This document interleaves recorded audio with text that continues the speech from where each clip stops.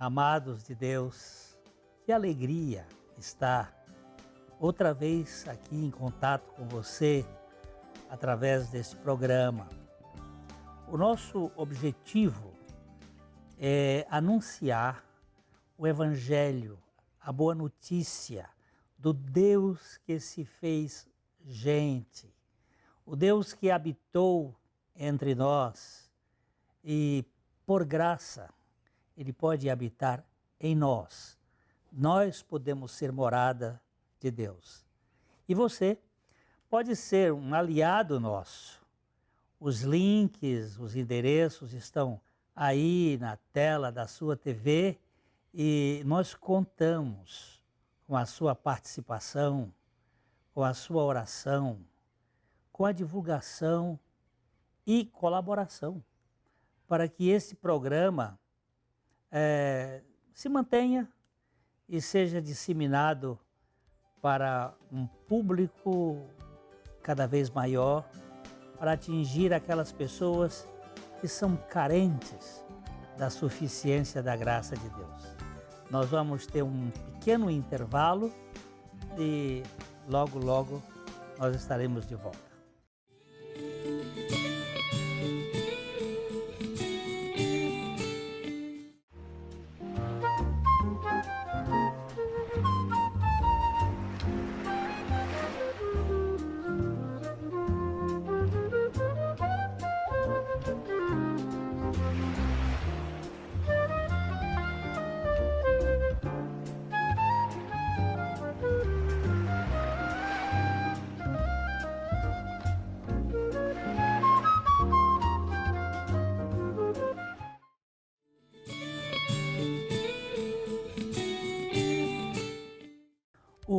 O mundo da carne, o mundo em que nós habitamos, o mundo animal, a vida antecede a morte.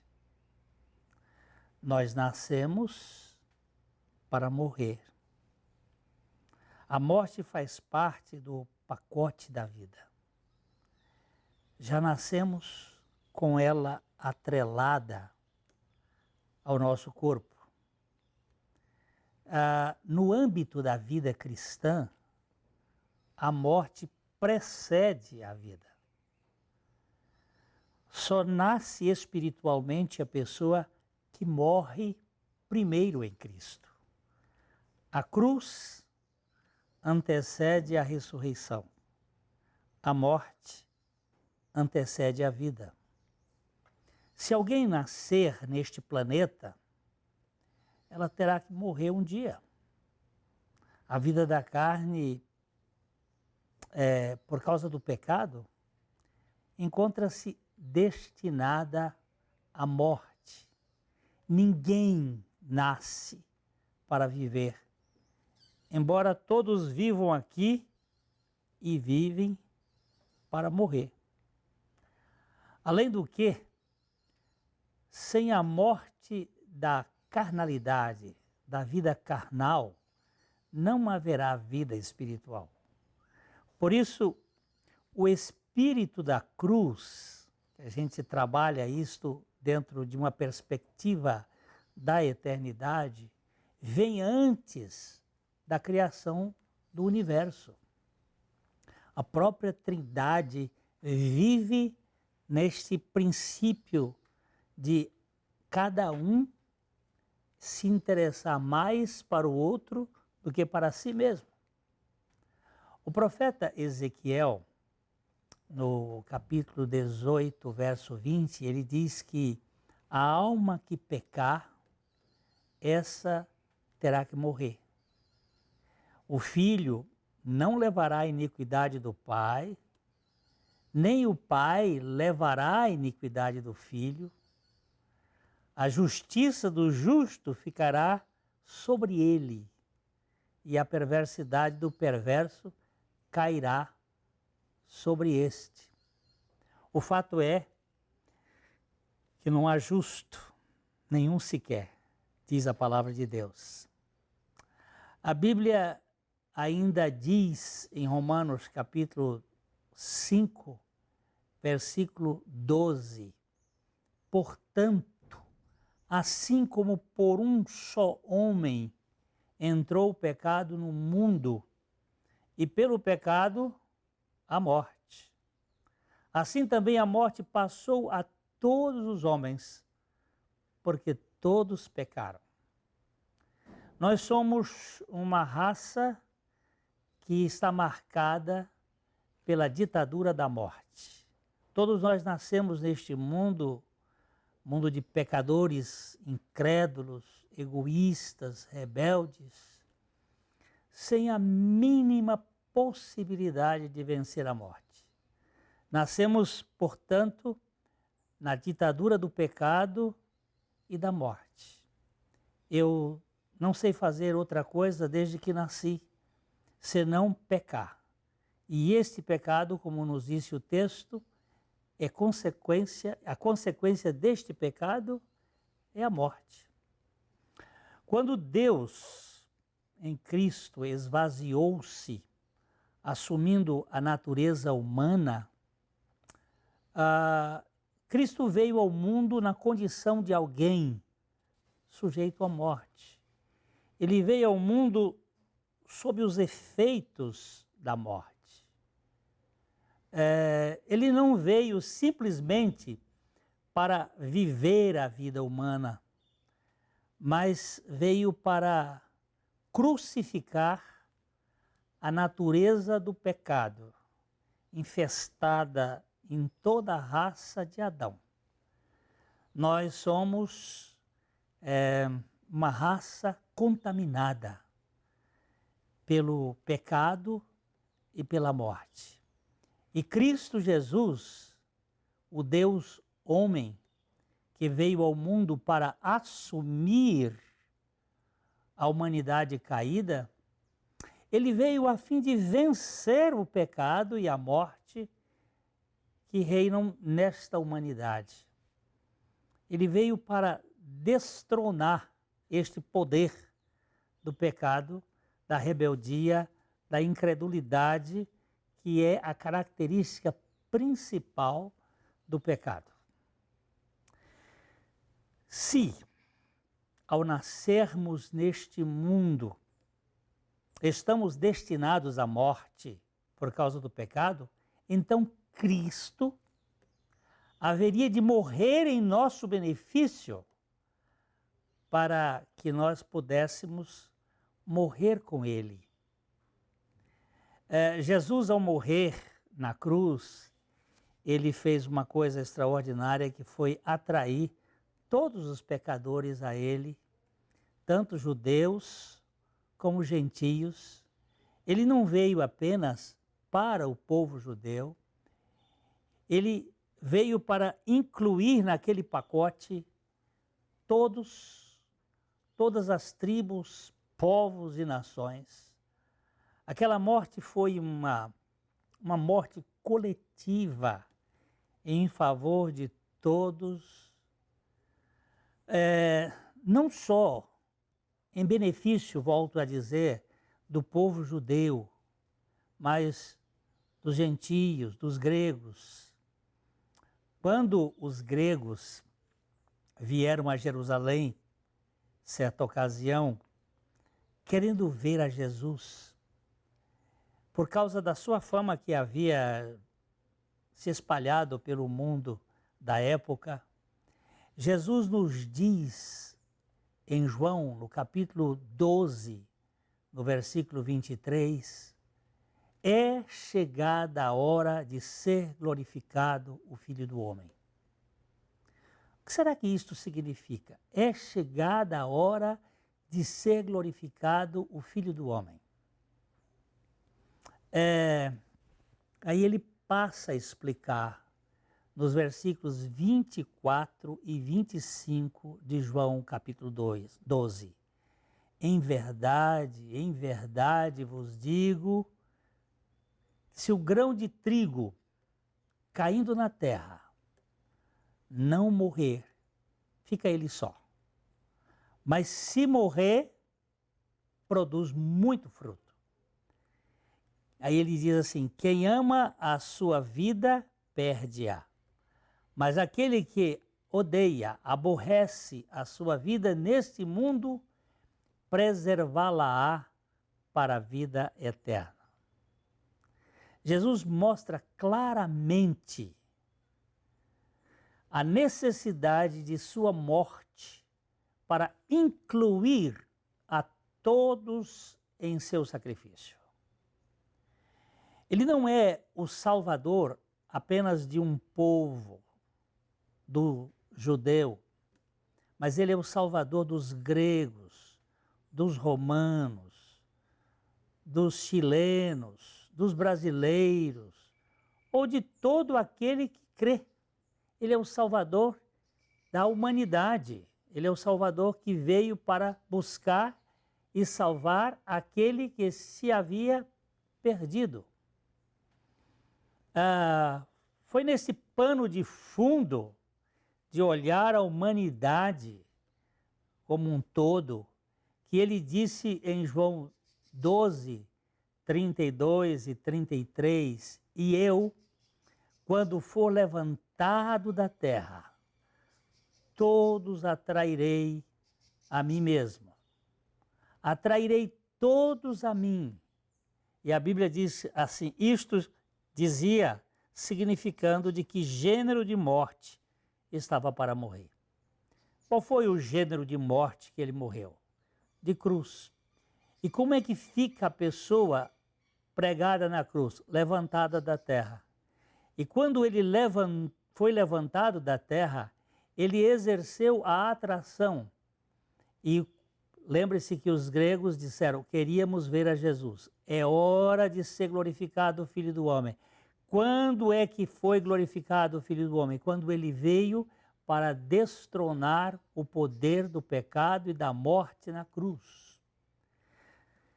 Se o pecado de Adão incluiu a todos, sem exceção, a morte de Cristo também inclui a todo o que crê, sem distinção.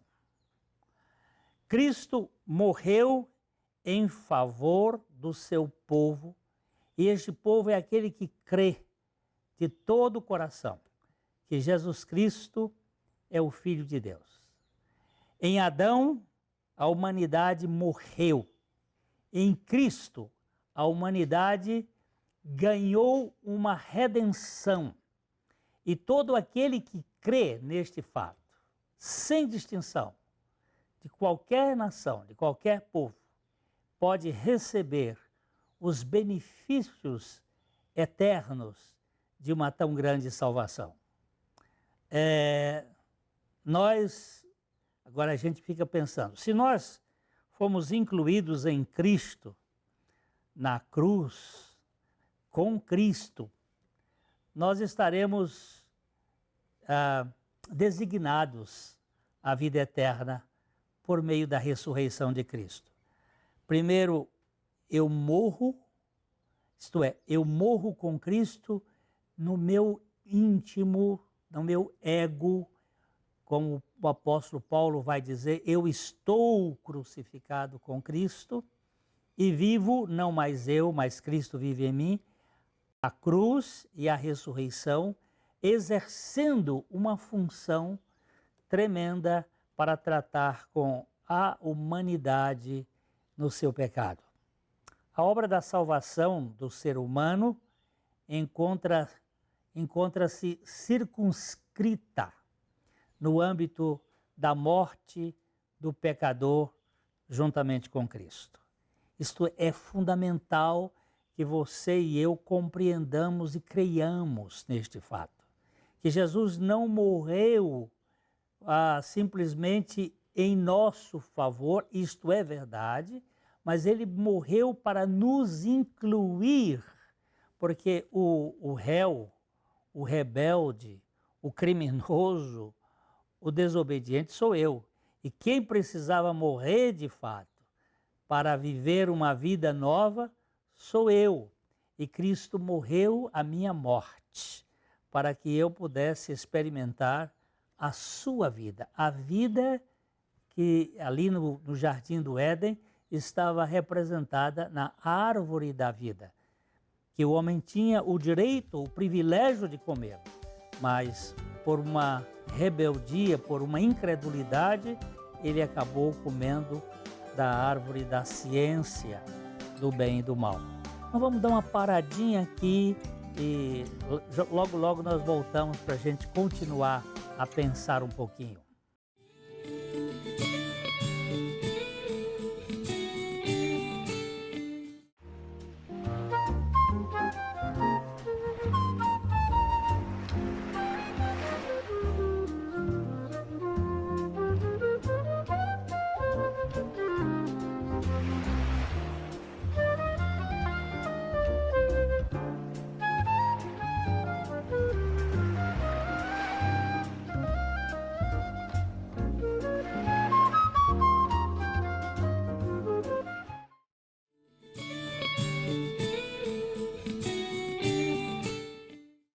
Nós temos aqui hoje na nossa estante este livro muito interessante, A Cruz do Rei, do Tim Keller.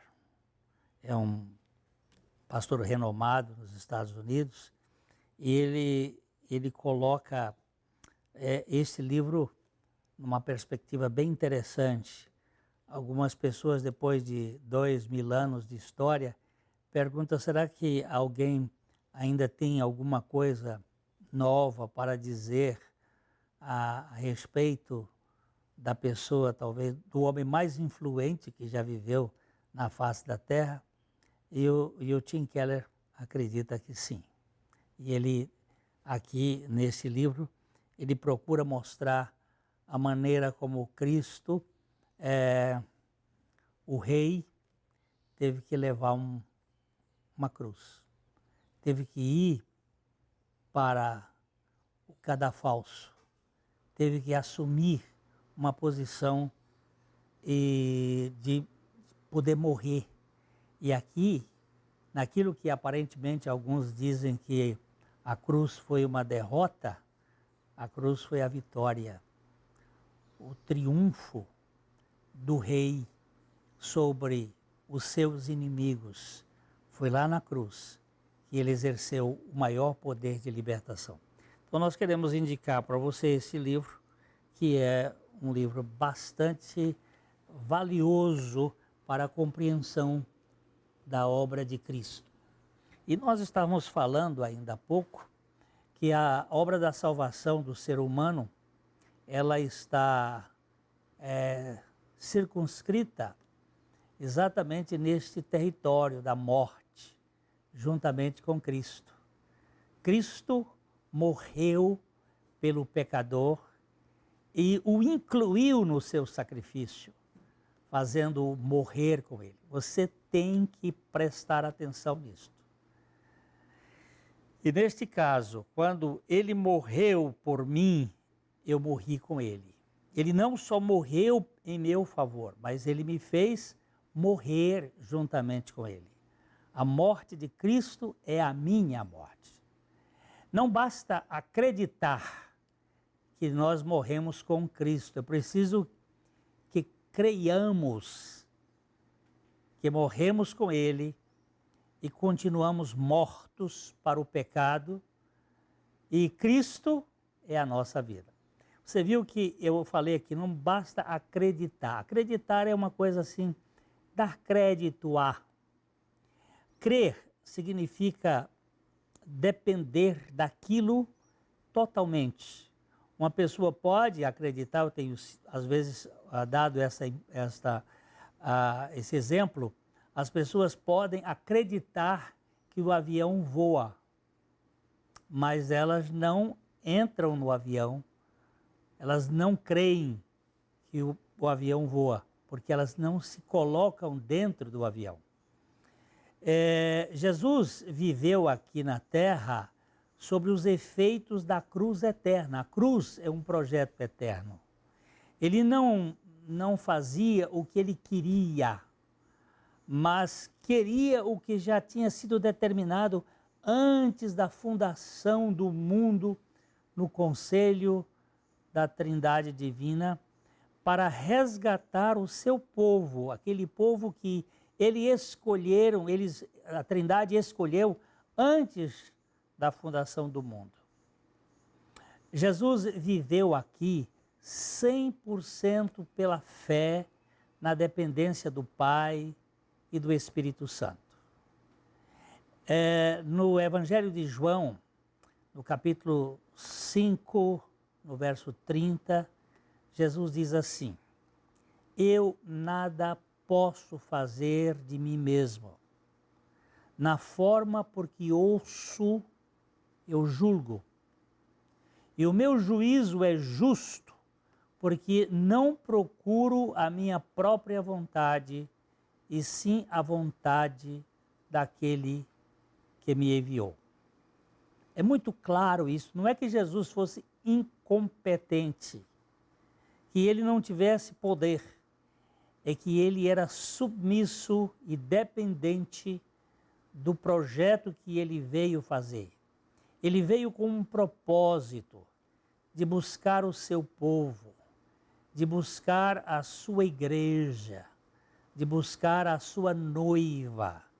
É um propósito de redenção. Por meio da sua obra na cruz, Jesus realizou uma eterna salvação. Uma salvação que não tem tempo de validade, que não posso esgotar, que não posso acabá-la. É uma certeza absoluta. Uma vez que nós fomos feitos filhos de Deus, nós somos filhos de Deus para sempre. A cruz não é apenas um tribunal de execução, ela é também uma via de conduta. Ela não só exerce o poder de exterminar aquilo que eu era, mas também ela tem o poder de trabalhar com aquilo que eu sou.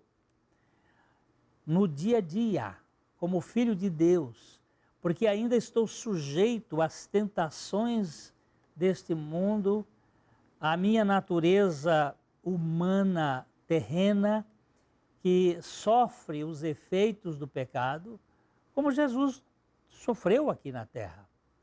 Então, todos os que foram crucificados com Cristo precisam viver sob os efeitos permanentes da morte na cruz para o pecado.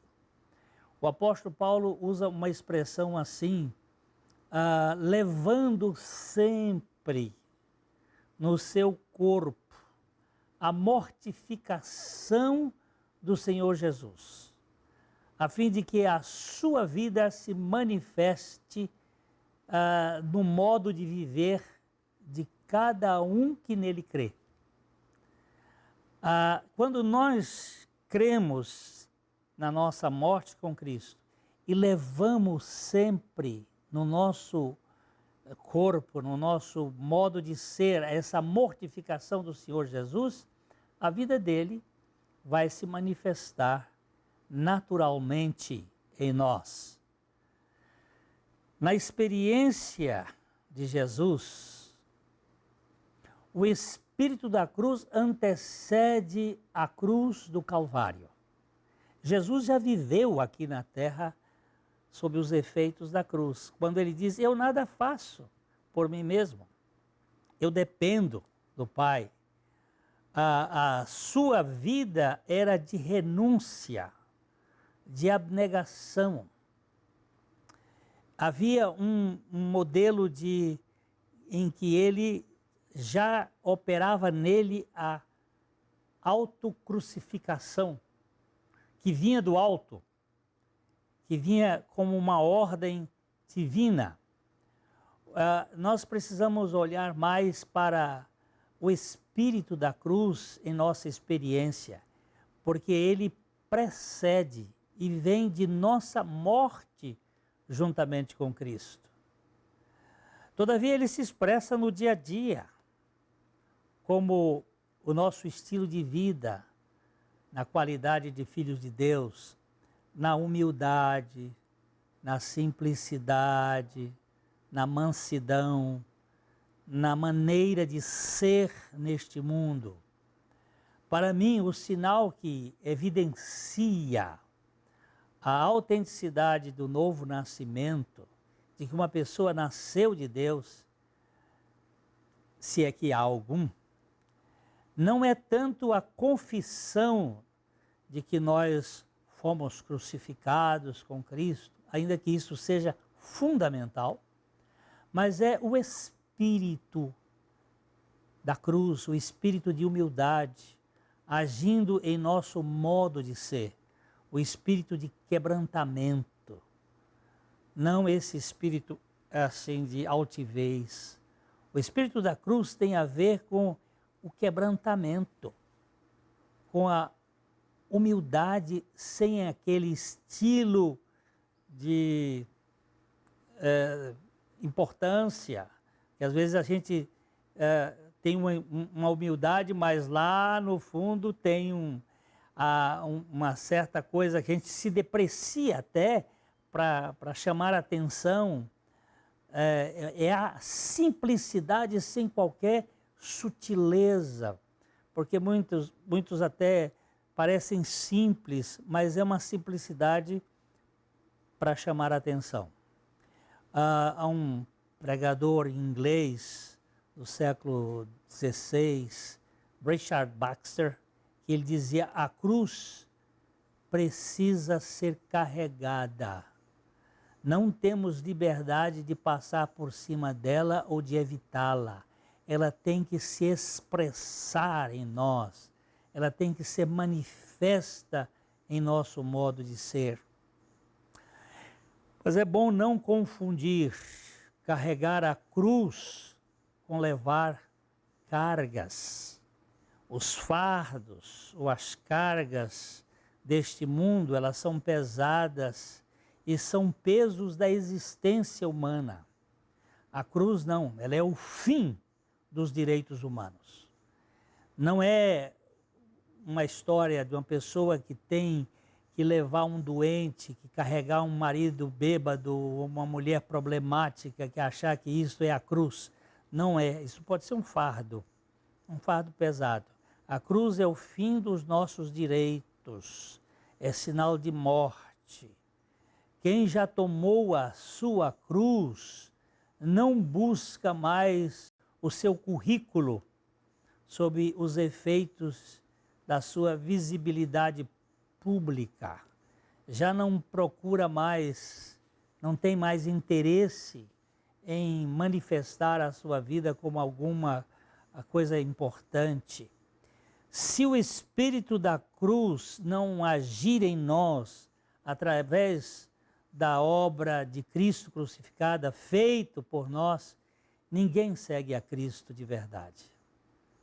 A pregação ortodoxa dá à cruz uma característica até de valor, mas não garante o espírito de humildade. Mas este sim, o espírito de humildade, o espírito da cruz, sustenta a boa ortodoxia. Nós não queremos saber qual é a igreja ou a denominação que você frequenta. Nossa questão aqui é: você crê na sua morte e ressurreição com Cristo? Você crê que Cristo morreu por você, mas levou você a morrer juntamente com Ele? Não estou perguntando se você acredita que Cristo morreu e ressuscitou, mas se você crê na sua morte e ressurreição com Cristo. Você não tem que produzir essa experiência. Você tem que receber este fato de Deus como algo já consumado. O Espírito da cruz revela isto para a glória de Jesus Cristo. O Espírito Santo pode dar a você esta experiência. Você não precisa produzir. Aquilo já foi definido. Eu estou crucificado com Cristo e não vivo mais, mas Cristo vive em mim. Diz Paulo, e eu creio na palavra de Deus. Você crê que Cristo morreu e ressuscitou para ser a sua vida, para que Ele seja o Senhor e Salvador da sua vida? Nós esperamos você no próximo programa, esperamos que você reflita sobre esse assunto e que o Senhor lhe dê uma realidade espiritual verdadeira pela morte e ressurreição do seu Filho. Amém.